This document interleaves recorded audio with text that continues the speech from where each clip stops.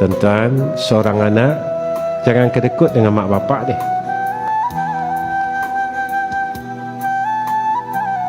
Seorang anak jangan bakhil dengan ibu dan bapanya. Walaupun dia tak minta, tapi berilah. Jangan ada alasan kami pun tak cukup, Ustaz. Macam mana kami nak beri kepada ibu dan ayah kami? Jawapan saya, kalian tidak cukup sebab kalian tidak mempedulikan mak dan ayah kalian.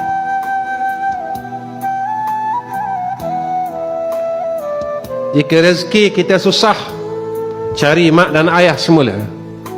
Kita hidup kita ini dalam keadaan yang susah, penuh masalah, cari mak dan ayah semula jika mereka masih ada.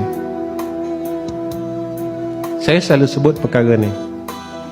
Ramai anak yang gagal dengan ibu dan ayah. Ramai, tuan-tuan.